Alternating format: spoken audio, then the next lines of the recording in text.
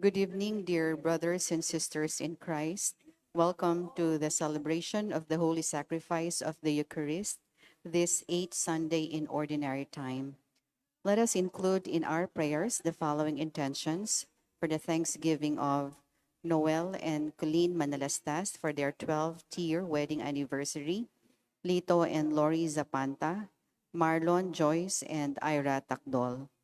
For the birthday Thanksgiving of Cardinal Ambo David, Judith Almadin, Tin Montes Santos, RJ Kapati Calma. For the special intentions of Jose Rafael Aquino, Rowena Lagman Songko, Edgardo and Beth Palo, Lynette Nukum and family, Helen David, Tita Bermudez, Eleanor Ventura, Phil Janet Castro and family, Jeremy Robes, Arman and Mariat Nang, Rosana Reyes, Jimmy and Inday Santo Domingo, Patrick and Sarah Goquinco. For the good health, speedy recovery, and healing of Florencia Deirit, Eusebio Reynor Esteban, Edwanita Batulanon, Virgilio Batulanon, Ernie Viray, Nelson Aison, Maria Relene Aison, Maylene Magtoto Anunciacion, Irene Vitug Media, Sister Melissa Arciano, Leonico Salvador, Leofer Razon, Virgilio de los Santos, Victoria Aguas, Ramil Sunga, Mario Venzon, Maria Regina Dizon, Rosalita Torres, Edel Umlas, Gloria Panlilio, Ernesto Dizon, Pat Ajos, and those whom we pray for healing. For the eternal repose of the souls of Fernando Razon Lingad, Paquito Adanza, Erlinda Torres, Danilo Nones, Romeo and Rodinel Lagman, Benjamin Capis Sr., Reverend Father Pablo Sahagun, Ponciano, Belen and Ronel Castro, Rita Gamboa, Jesus Balidio, Democrito Aison, Martin Angeles, Maria Agnes Aison, Magdaleno Aison, Manolita Pasion, Esmirna Perez, Filmer Abrahano, Claire Dominic David Lagman, Maria Monica Bata, Remedios Saldana Kalilong, Rita Kalilong Hurtado, Rico Kalilong, Mara Kalilong, Genemino and Asuncion Umlas, Faustino Santa Maria Jr., Luciana Olalia, Elena Parico, Vicente and Ellen Tantamco, Alex Resurrection, Alejandro and Milagros Resurrection, Magno and Francisca Hipolito, Christina Santos, Teddy Santos, and all poor souls in purgatory. Let us all rise and glorify the Lord by singing the entrance hymn.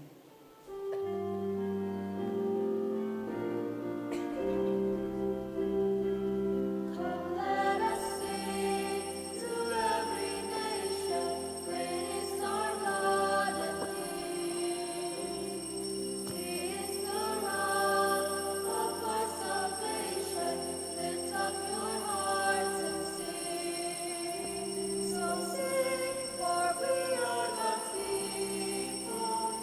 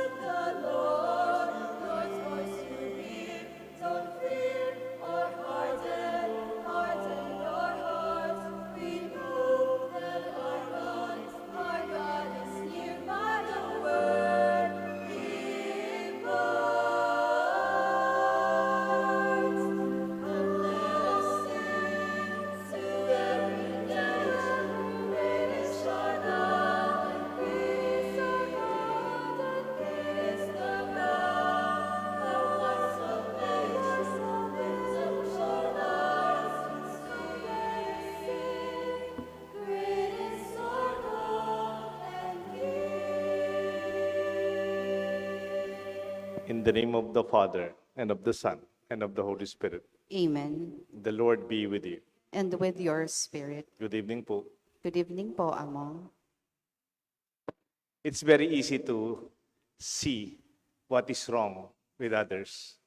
You have a lot of information to know what's happening. And we are very aware. Sometimes we talk about the mistakes of others.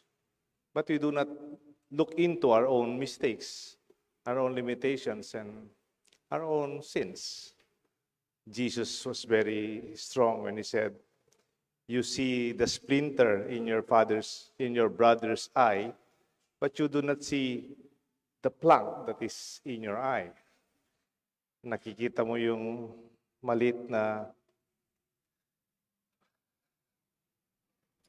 puwing sa mata ng iyong kapatid, pero yung nakalagay na malaking troso sa mata mo, hindi mo napapansin. Jesus is quite sarcastic about this expression, but sometimes it is true. For the times we have sinned because of this, we ask the Lord for pardon. Together we pray. I confess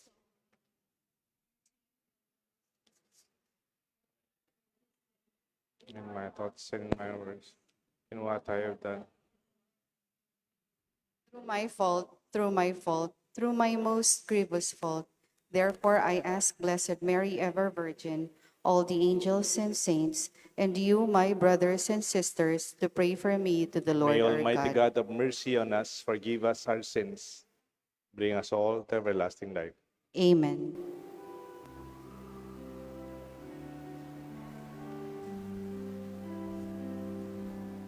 You came to heal the contrite of heart. Kyrie eleison.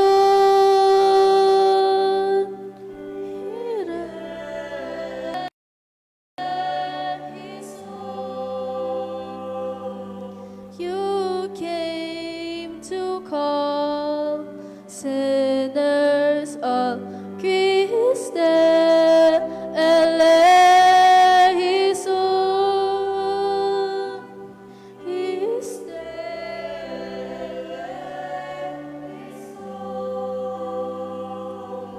You are seated at the right hand of the Father to intercede for us, to intercede for us.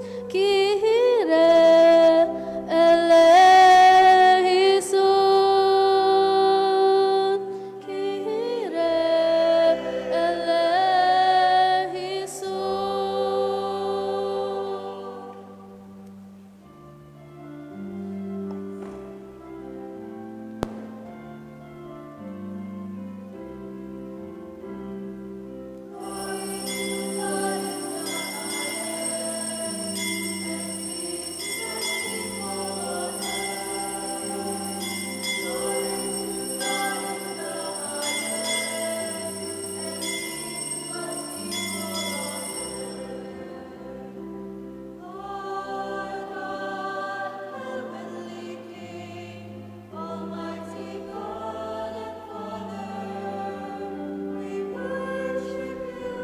We give you thanks, we praise you for your glory.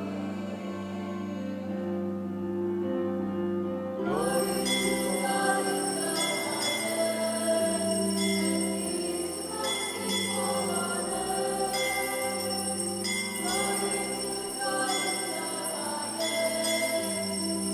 Peace to God's people.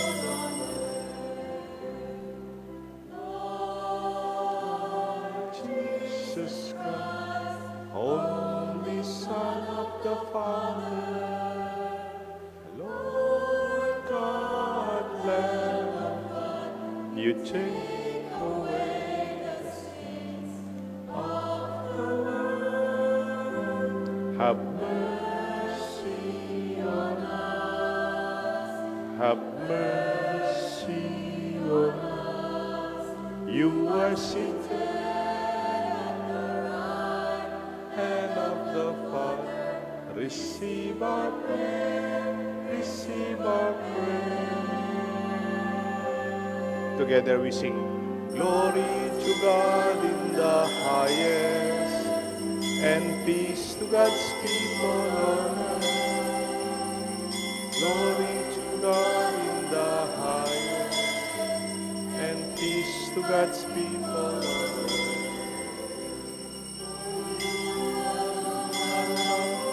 Only one, you alone are the Lord.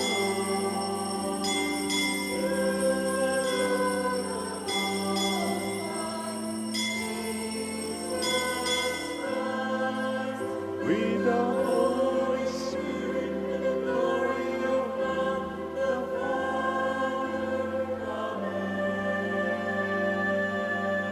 Amen. Glory to God in the highest, and peace to God's people on earth. Glory to God in the highest, and peace to God's people on earth.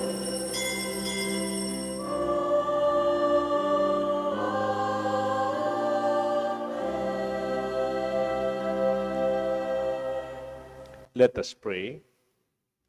Kindly remember your petition, your personal intention in this Mass.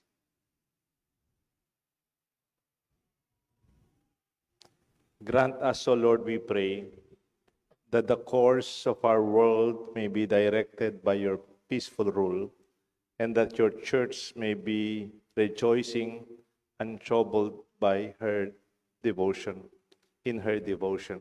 We ask this through Christ our Lord. Amen. The Liturgy of the Word.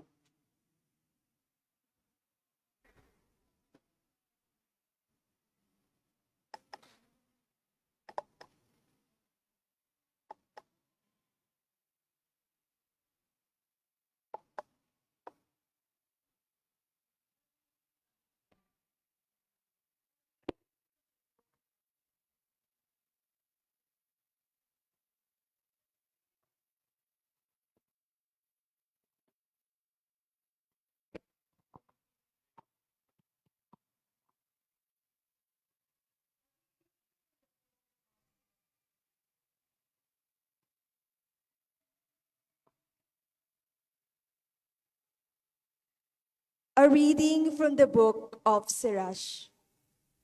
When a sieve is shaken, the husk appear. So do one's fault when one speaks. As the test of what the potter molds is in the furnace, so in tribulation is the test of the just. The fruit of a tree shows the care it has had. So too does one's speech disclose the bent of one's mind. Praise no one before he speaks, for it is then the people are tested. The word of the Lord. Thanks be to God. Responsorial Psalm. Let our response be, Lord, it is good to give thanks to you. Lord, it is good to give thanks to you. It is good to give thanks to the Lord, to sing praise to your name, Most High, to proclaim your kindness at dawn and your faithfulness through the night. Lord, it is good to give thanks to you. The just one shall flourish like the palm tree, like a cedar of Lebanon shall he grow. They that are in the house of the Lord shall flourish in the courts of our God. Lord, it is good to give thanks to you. They shall bear fruit even in old age. Vigorous and sturdy shall they be, declaring how just is the Lord, my rock, in whom there is no wrong. Lord, it is good to give thanks to you.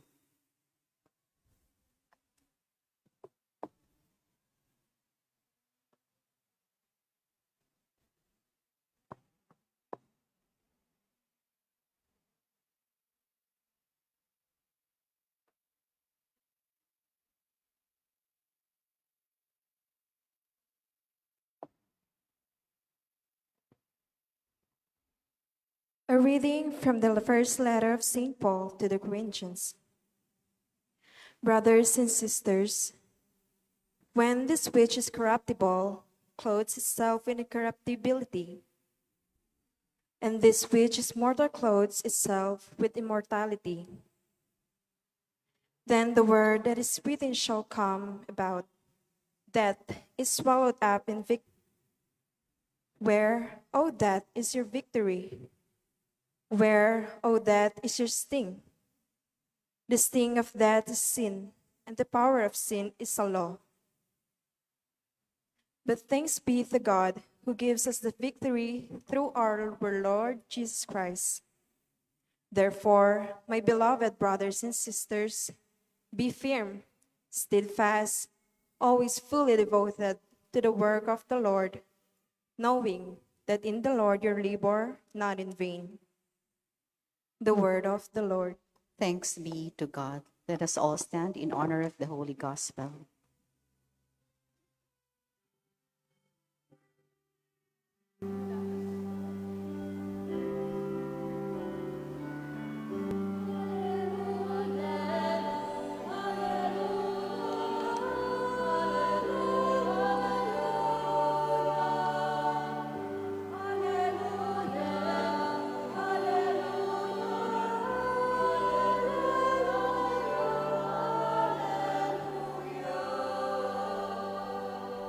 All together, please. Shine like lights in the world as you hold on to the word of life.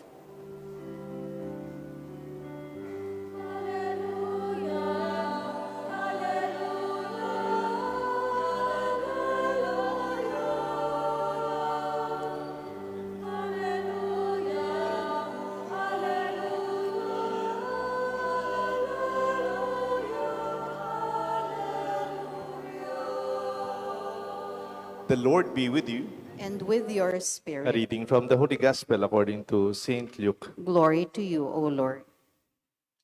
Jesus told his disciples, "Can a blind person guide another blind person? Will not both fall into a pit? No disciple is superior to the teacher, but when fully trained, every disciple will be like his teacher.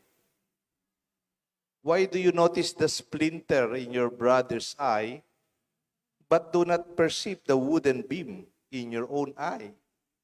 Can you say to your brother, 'Brother, let me remove the splinter in your eye,' when you do not even notice the wooden beam in your own? You hypocrite! Remove the wooden beam from your eye first, before you see clearly to remove the splinter in your brother's eye.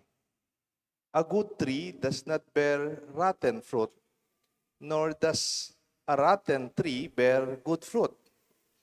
For every tree is known by its own fruit, for people do not pick figs from thorn bushes, nor do they gather grapes from brambles. A good person out of good of the store of goodness in his heart produces good, but an evil person out of a store of evil in his heart produces evil. For the fullness of the heart, the mouth speaks."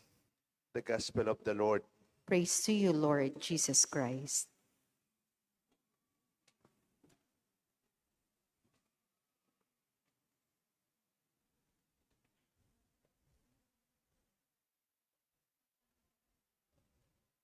In the name of the Father, the Son, and the Holy Spirit. Good evening. Good evening po.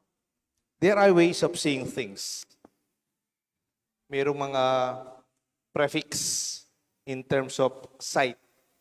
Halimbawa, yung mga taong nagpaplano, leaders, yung mga taong may mga proyektong darating. Tayo mismo, maganda rin. Ang tawag sa kanila, meron silang foresight. Foresight is to see what is ahead. Good leaders have this foresight. Sometimes they call it vision. Yung alam mong mangyayari kasi you study the possibilities and the trends. Meron din yung mga tao naman na natututo sa mga nakalipas, your own history, your own experience, from the past, yung mga data sa nakalipas, pwede mong gamitin. Ang tawag dyan, hindsight. Yung pagtingin galing sa nakalipas. Hindsight.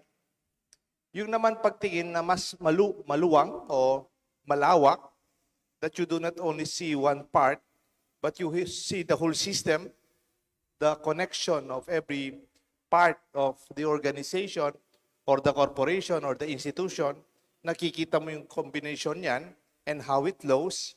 Ang tawag dyan, oversight. Can we review them? You follow after me. Foresight, when you see ahead. Hindsight. Kayo po, hindsight. When you see what happened before and learn from it, it's called wisdom. And when you see an overview of what is happening, tawag ko minsan dyan, supervision. No? The connection of different parts of the organization. Ang tawag dyan, oversight. Tayo po lahat. Oversight. Kayo po. Maganda po yan. Kasi sa opisina, minsan, yung nakikita na nila, yung kanilang trabaho, wala silang pakialam sa nangyari sa ibang organisasyon, no? Iba-ibang department. Ako ang tawag doon, cubicle mentality. Yung hanggang doon sa cubicle lang nilang kinoconsider nila. No? So you have to have foresight, hindsight, and sometimes supervision ang tawag doon, yung oversight. Pero meron akong word na gustong introduce sa inyo. Ang tawag niya, alam niyo po ito, insight. Kayo po, insight. Insight is when you see what is in your person. Insight, maybe we can also use it from the perspective of introspection. Ano po yun? Introspection is recognizing your own realities in your life, your own weaknesses, you're acknowledging even your own blind spots, even your capacities. Wala nang pong masama doon. It's about realizing also with what we fail to see or what we fail to see clearly. This awareness fosters humility and helps us to better understand the struggles of other people. Insight is to know what is inside your person.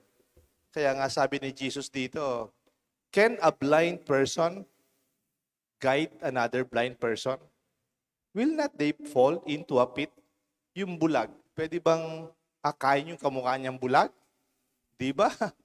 Siguradong mahuhulog yan sa kanal. Pwede. When you do not have insight about your person, kung di mo nakikilala ang iyong tunay na pagkatao, we must be mindful of whom we follow. In life, we always follow someone, whether we realize it or not. We follow trends. We follow leaders. We follow social influencers. Without you noticing it, sila parating yung pinakikinggan, pinapanood, they would shape your mind and your choices. But Jesus warns us, ito po yung warning ni Jesus, not everyone who leads is worth following. Hindi porke leader, dapat sumunod tayo.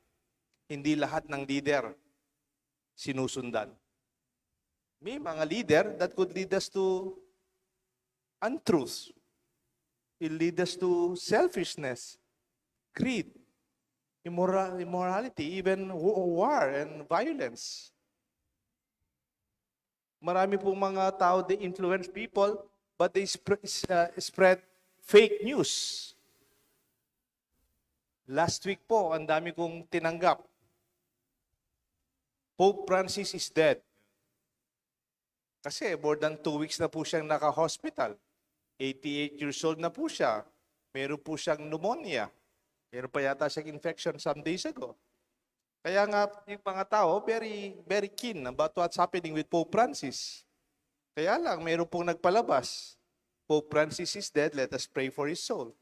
Pari pa naman yung nakalagay na pangalan, tsaka yung insignia ng isang organization sa simbahan natin, isang religious group.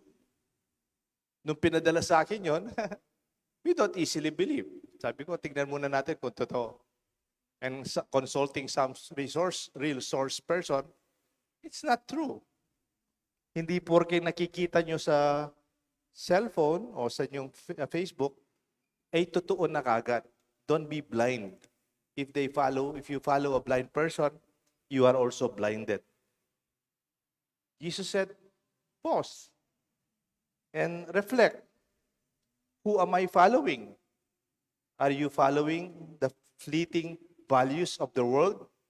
Or are you truly following Christ in your life? At the same time, we ask ourselves, who am I leading? Pwede rin. You also influence other people. If you are a teacher, you influence other people. If you lead in your organization, people follow you. If you are a parent, your children will follow you. In one way or another, we influence other people. But we should examine ourselves first. Sabi nga ni Jesus, medyo patuya ang kanyang pagsasalita, pero malakas. Why do you look at the speck in your brother's eye, but do not even notice the plank that is in your own? Nakikita mo yung puwing sa mata ng yung iba, pero yung troso nasa mata mo, hindi mo man napapansin. Parang sinasabi ni Jesus, yun na muna ating pagtingin sa ating sarili. Give time to be insightful. Did you look into yourself first before we judge other people? We have time when people are quick to judge on social media. Dami po ngayon yung netizens. Ang bilis nilang magbigay ng opinion without even knowing the context, the reason, or the wider perspectives. Even in our parishes, it is possible. In our neighborhood, in our family, among our friends, it's easy to point out the mistakes of others. Tayo ngayon, ang dami nating information sa iba't ibang nangyayari sa mundo. Updated tayo. Pero kaya sa kalooban natin, sa ating pagkatao, in ourselves, do we have that time to pray over in an insightful way of recognizing ourselves? To be humble enough to accept our limitations and our mistakes? Introspection is an examine yourself first. Before we correct others, have we examined our own hearts? Sabi nga ng ating gospel, from your heart, the fullness of the heart, the mouth speaks. Kung anong laman ng puso mo, yan ang lumalabas sa bibig mo. Kung yung puso mo masaya, masaya ang inyong iniisip, kapayapaan, magandang pagsasama, katotohanan, kabanalan, kabutihan. Pag nagsasalita po kayo, sigurado ko, lalabas, masaya, mabuti, mapayapa, nakakalakas ng loob, nakakatulong sa iba. Pero yung laman ng puso mo, galit ka, nagmumura ka, sa kalooban mo, you have this pride, jealousy, even anger in your heart, then in your speech, sa pagsasalita mo, lalabas yan. What is inside our heart will be always heard from our own speech without knowing it. Di ba may expression, a fish is caught by the mouth? Pag nangingisda ka, di ba makukuha yung isda sa kanyang bibig? Ganyan din tayong mga tao. Pwede. Sa iyong pagsasalita, sa naririnig ng mga tao sa iyo, nakikita nila anong klase nating pagkatao. How do we respect others? How do we give due respect?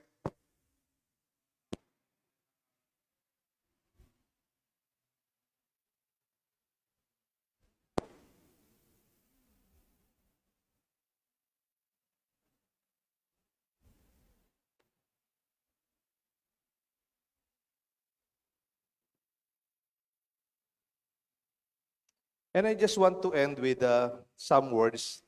Sabi nga ni Socrates, ancient philosopher from Greece, sabi niya, an unexamined life is not worth living. Pag yung buhay mo, hindi mo pinag-isipan, you don't have an insight to yourself. Para kung minsan, yung buhay natin, it's not worth living. Sayang. Kasi nakikita lang natin iba, hindi natin nakikita ang ating sarili. Bigyan ko kayo ng example, po. Alam niyo po, nung panahon na Pope Francis, may pinagawa siya sa ating mga Katoliko, sa mga simbahan. Ang pinagawa niya po, yung synodality, nung panahon ng 2022 yata yon. At the peak of COVID pa naman. Sabi niya, kayong mga parish priest, mga parokya, lahat sa buong mundo, mag-synod session kayo. Magpatawag kayo to the different sectors of your parish. Mga teachers, mga estudyante, mga leader ng simbahan, mga manggagawa, mga farmers, yung mga dating Katoliko na hindi na nagsisimba, o kung minsan nag-born again na, o nagbagsekta. And then, kasama pa kayong LGBT. Yeah. Kinausap na namin, masaya rin po yung session na yun. And then, meron po hindi makakalimutan yung session namin sa mga Aita, sa mga kapatid nating katutubo. Alam niyo po bakit? Kasi sabi ni Pope Francis, during the session, kaming mga pare, una, dapat present kami. Hindi pwedeng magka-session na wala kami. Ikalawa, dapat hindi kami nagsasalita. You should not talk. Kahit opening prayer, di ba? Basta nandyan ka lang, nakikinig. At yun yung ikatlo, makinig ka, pare. So, be present, do not speak, just listen. Yun lang po yung ginawa ko. Marami po akong natutuan. Marami po akong nakita na hindi ko nakikita. Parang nawalan ng mga yung dating hindi ko nakita ko sa pakikinig ko sa mga sessions. Bigyan kayo ng halimbawa, po. Meron po isang Aita, matanda ng babae, sabi niya, Pader, kasi nung bagong pari ako dito, masipag po ako nagmimisa dyan sa Target, doon sa may Benito Hall, San Benito Hall. Nagmimisa po ako sa mga Aita. Pero sabi ng isang katutubo na matandang babae, Pader, pag nagmimisa po kayo, hindi man po namin naiintindihan. Kung man po ay intindihan, yung sasabihan niyo po, magmisa kayo. Alam niyo po, parang natamaan ako noon Parang sinaksak yung puso ko talaga. Hindi lang pa ako nagpay.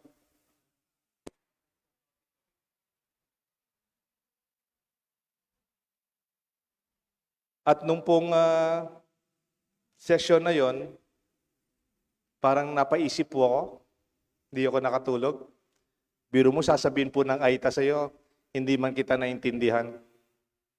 Sa totoo po, I give a big premium in my homily preparation. Araw-araw po, nag-outline ako ng homily kahit kumisan malapit ng 6 o'clock. Yung natatapos ko dahil maraming ginagawa the whole day. Yung pong homily ko, bago ko palabas, papa-edit ko muna kay Ma'am LB at saka kay Lyric.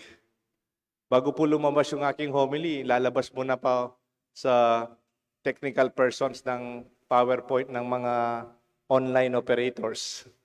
Tapos i-review ko pa last minute, ina-adjust ko pa. Araw-araw po yan, hindi lang Sunday. Naka-PowerPoint yung homilies ko, Monday to Friday to Sunday. Kaya napaisip ako, teacher pa po ako ng pastoral communications.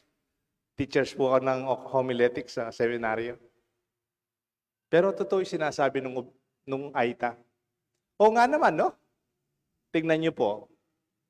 Kunyari, sinabi mo, liturhiya ning amano. What's that? What's liturhiya? At yuta na kayong liturhiya ning Eucharistia. What's that? What is that for them?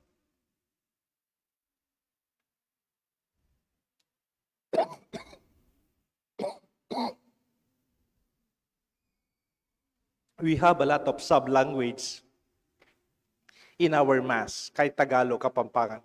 Hindi man po naintindihan ng mga Aita. Minsan isang pari nga, yung parish priest namin noon, si Monsignor Constancio Tanspanillo. Nagmimisa siya sa mga Aita sa Florida. Sa Florida po, maraming Aita, doon sa San Ramon, tsaka Pandagirig. Alam niyo po, sabi niya sa mga Aita, kayo ang may kasalanan. Kaya pinako sa krus si Kristo. Kasalanan niyo, yung kasalanan tamo, anyami pa ko Kristo. Ano? Yung isang Aita pa po, nagtas ng kamay. Pader, di san minyang makapako yan eh. O sasabihan mong ikiming kasalanan may pakuya. So, di po pareho yung pagtingin natin. Sometimes we assume we have the same language. We don't. Alam niyo po anong ginawa ko? Instead na nagmimisa, we started CLSS, Christian Life in the Spirit Seminar. Every Saturday, every Sunday, meron po kaming pinapadala sa Immaculate Heart Charismatic Community. Nagse-session po sila for 7 Sundays or Saturdays. Naka-jeep, more than 30. Marami na po niyan, more than 500 na siguro kasi every batch, 30. Ngayon, meron pong gumagraduate, 30, more than 30. Nag-aaral po sila, 7 sessions sa mga sakramento, sa grasya, sa buhay ng ating simbahan, Life in the Spirit Seminar. Gumraduate po sila, nag-communion sila, and they were renewed in their own baptism. Alam niyo po ngayon, pag Sabado, pag Biyernes, meron po silang prayer meeting. Meron po silang Bible study. Hindi na po pare yung muna yung nagsasalita. Sila po yung nagsishare kung ano yung naintindihan nila sa Bible. Sila po yung nagdarasal. Sila po yung kumakanta. Sila po ay umiyak kung kailangan umiyak. Kung kailangan nilabas yung kalooban nila. May nakikinig sa kanila. May magdarasal para sa kanila. They were leading. They were already doing it in a meaningful way. Nagmimisa pa rin po ako. Pero sa linggo-linggo, they are having their Bible studies and their prayer meetings where they participate fully and they really identify with. Kaya nga yung mga recent mga pictures sa radar, diyan sila nag-meeting, hindi man kasya sa isang bahay. Nasa ano po sila? Nasa daan. Nagdarasal po sila. Minsan, madami pa sa atin. And they have their own expression of faith. They are singing, they are dancing, they are crying, and they express themselves. Sa totoo lang po, mayroong hindi mga Katoliko sumasama sa prayer meeting, sa Bible study. They always discuss the gospel every Sunday. And then mayroon lang po silang guide to discuss and questions to follow. Alam niyo po, napakasaya ko. Parang yung hindi ko nakikita dati, nakikita ko na ngayon. Yung hindi ko kaya, mas kaya ng ating mga leaders of BEC, Basic Ecclesial Communities. Kaya kung minsan maganda rin yung tignan natin ang kalooban natin, baka naman mayroon pa mas magrasya na lalabas sa pagkilala natin sa ating sarili, sa ating mga kakayahan at hindi natin kaya. Let this be our good news. Let this be our invitation, our own sense of introspection, insight. The Father, the Son, and the Holy Spirit. Amen. Together, my dear friends, let us profess our faith. I believe in one God, the Father Almighty, maker of heaven and earth, of all things visible and invisible. I believe in one Lord Jesus Christ, the only begotten Son of God, born of the Father before all ages, God from God, light from light, true God from true God, begotten, not made, consubstantial with the Father. Through him all things were made. For us men and for our salvation, he came down from heaven, and by the Holy Spirit was incarnate of the Virgin Mary and became man. For our sake he was crucified under Pontius Pilate. He suffered death and was buried, and rose again on the third day in accordance with the Scriptures. He ascended into heaven and is seated at the right hand of the Father. He will come again in glory to judge the living and the dead, and his kingdom will have no end. I believe in the Holy Spirit, the Lord, the giver of life, who proceeds from the Father and the Son, who with the Father and the Son is adored and glorified, who has spoken through the prophets. I believe in one holy, Catholic, and Apostolic Church. I confess one baptism for the forgiveness of sins, and I look forward to the resurrection of the dead and the life of the world to come. Amen. Let us pray to our Heavenly Father that we may see His Son Jesus among sinners who look upon those with mercy and compassion. With humility and trust we pray, Lord, listen to our prayer. Lord, listen to our prayer. May Pope Francis, bishops, priests, deacons, and all church leaders see their ministry not as superior over anyone's, but as humble service for God's people, we pray.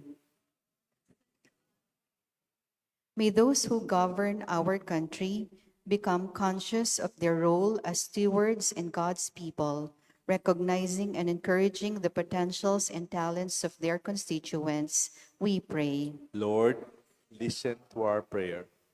May we live patiently by bearing each other's imperfections, being agents of hope, and not keeping a list of faults and failures of others, we pray. Lord, listen to our prayer.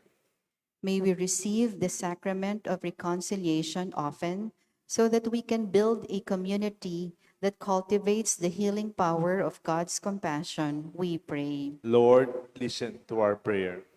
May medical and healthcare professionals and social workers ease the pain and burden of the sick, the handicapped, the elderly, the depressed, and those who are undergoing different forms of crisis in life, we pray. Lord, listen to our prayer. For our beloved dead, that through the saving mercy of God, they may reach eternal life, we pray. Lord, listen to our prayer. Let us pray for the urgent concerns of our community and our personal intentions. Listen to the prayers of your children, O Lord. Grant us the capacity to forgive from our hearts, so that we may be one with you, who live and reign forever and ever. Amen. The Liturgy of the Eucharist.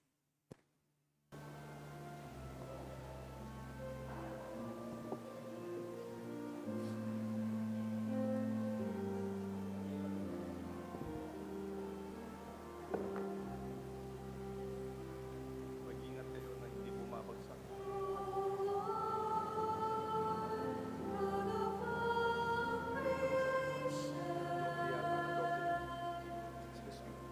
Taas mo muna.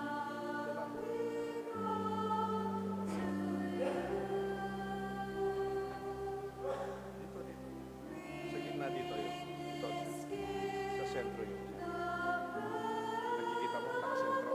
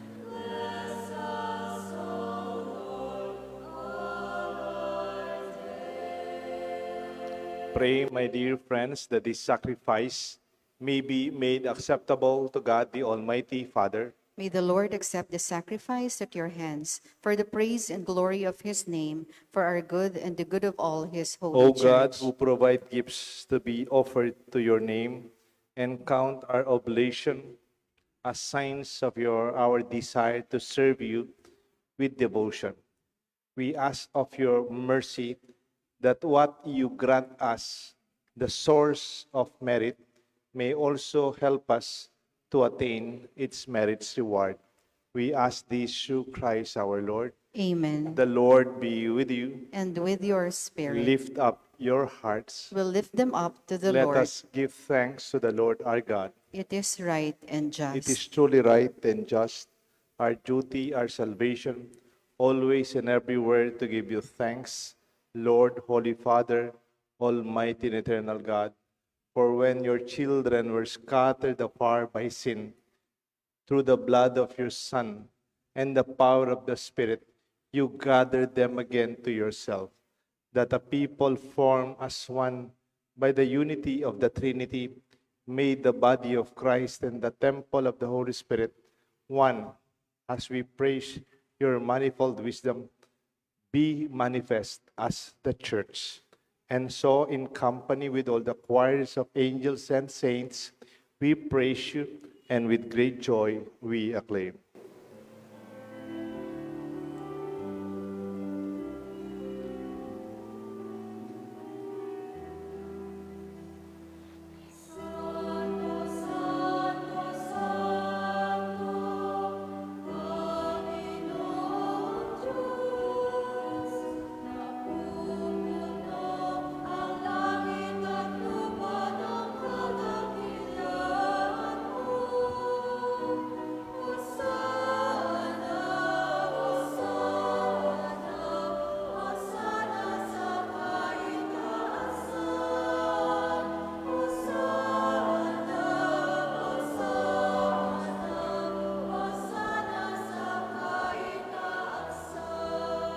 Pinagpalang nagparirito sa ngalan ng Panginoon. Hosanna, Hosanna.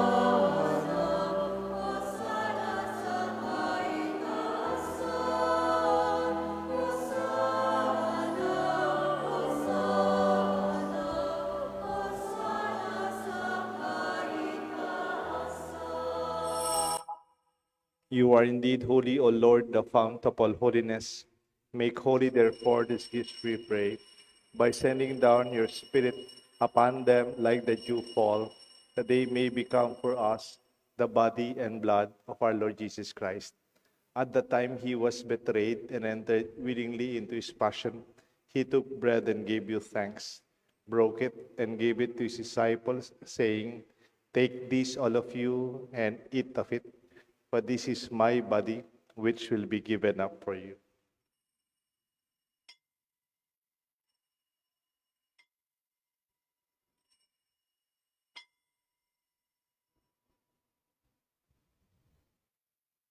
In a similar way, when supper was ended, he took the chalice, once more giving thanks.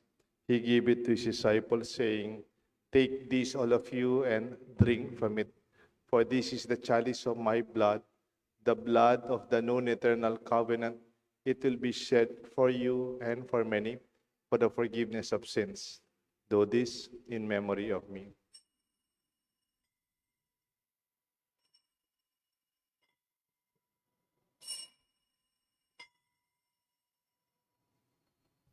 The mystery of faith.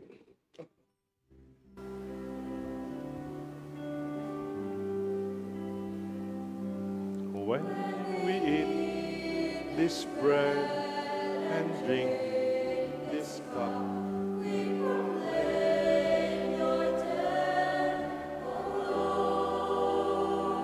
until you come,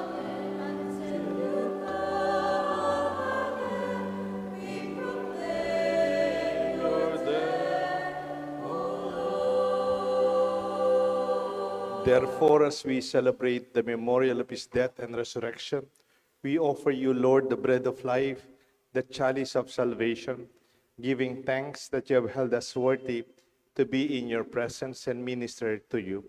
Humbly we pray that partaking of the body and blood of Christ, we may be gathered into one by the Holy Spirit. Remember, Lord, your church spread throughout the world. Bring her to the fullness of charity, together with Francis, our Pope, Florentino, our Archbishop, all the priests and those who serve you in our church, and those who help us in our parish here at the Holy Cross. Remember our brothers, our sisters who have fallen asleep in the hope of the resurrection, and those who have died in your mercy. Welcome them into the light of your face. Have mercy on us, we pray, with the Blessed Virgin Mary, Mother of God, Saint Joseph, her spouse, with the blessed apostles, and all the saints who please you throughout the ages. We may merit to be co-heirs to eternal life, and may praise and glorify you through your Son, Jesus Christ. Through him, with him, in the unity of the Holy Spirit, all glory and honor is yours, Almighty Father, forever and ever.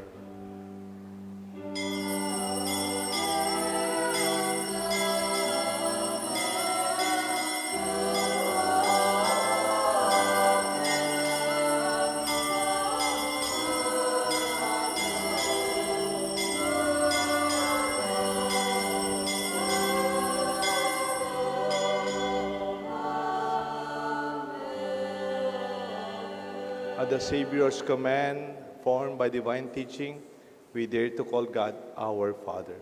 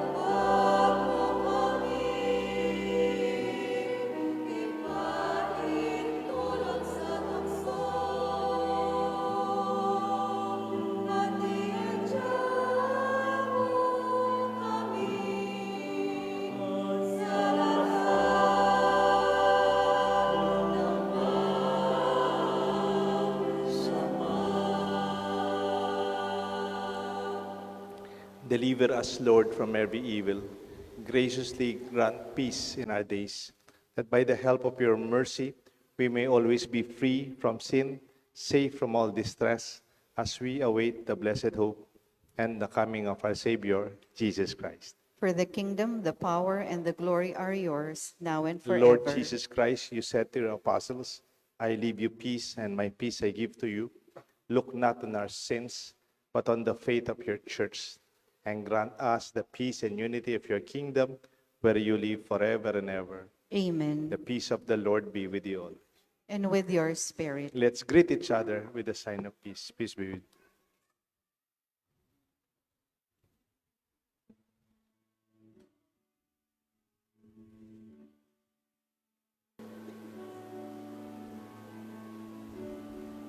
Kordero ng Diyos na nagkaalis na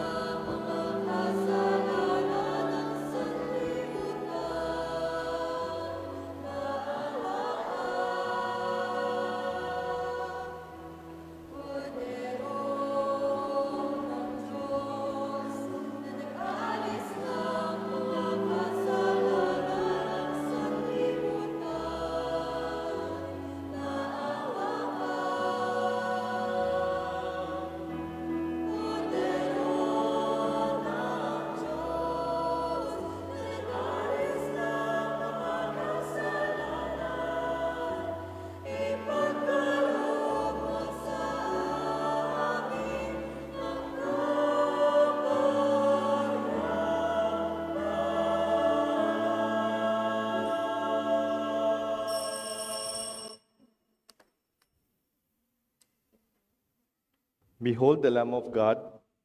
Behold him who takes away the sins of the world. Blessed are those called to the supper of the Lamb. Lord, I am not worthy that you should enter under my roof, but only say the word, and my soul shall be healed.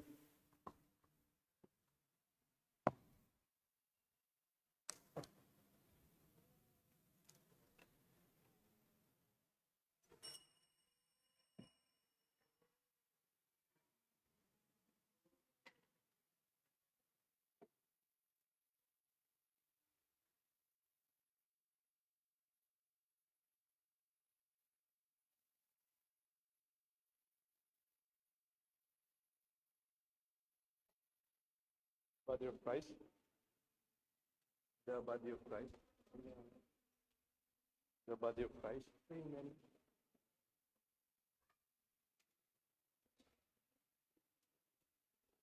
The body of Christ. The body of Christ. The body of Christ. The body of Christ. The body of Christ. The body of Christ. The body of Christ. The body of Christ. The body of Christ. You get the water.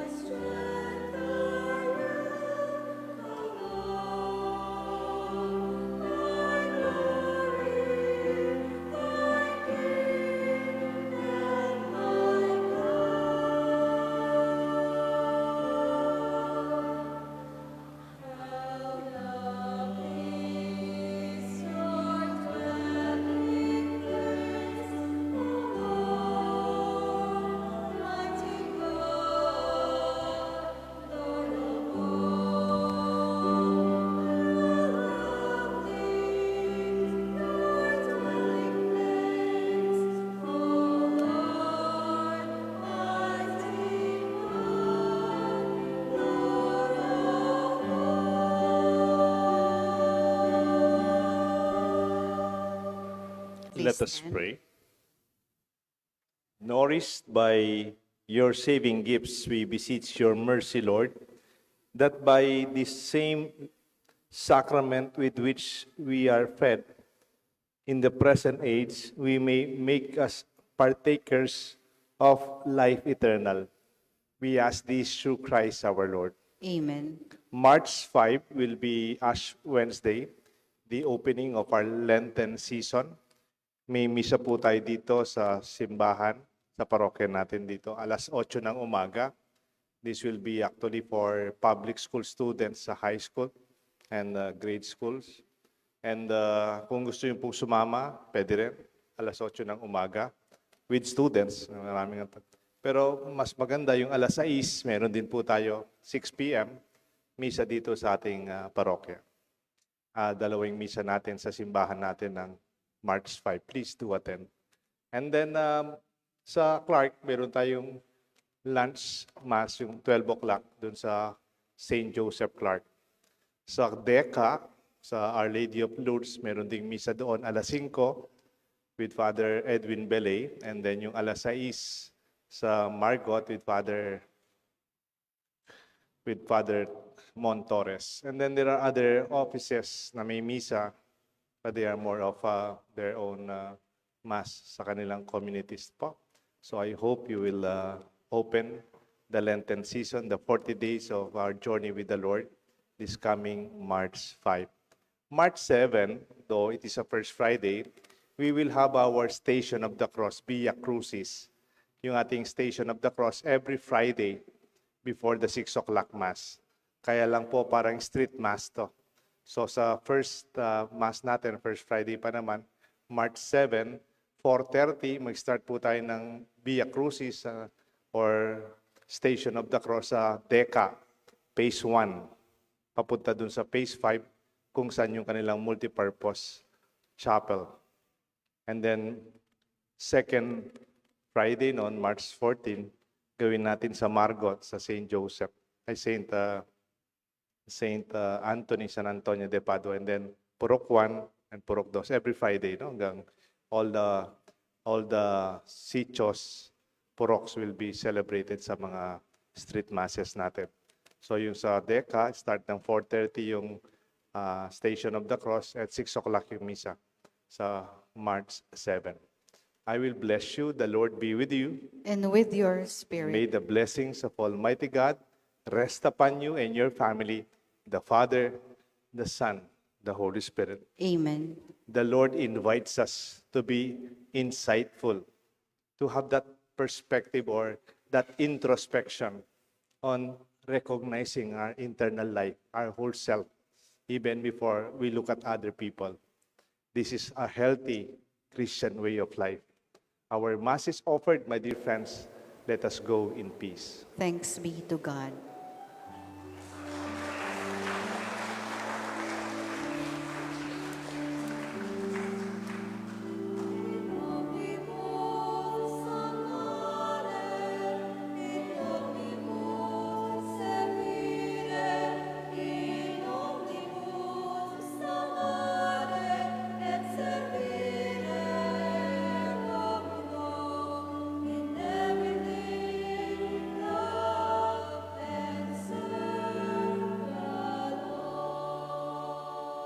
Sacrament, most holy, O sacrament divine. All praise and all thanksgiving be every moment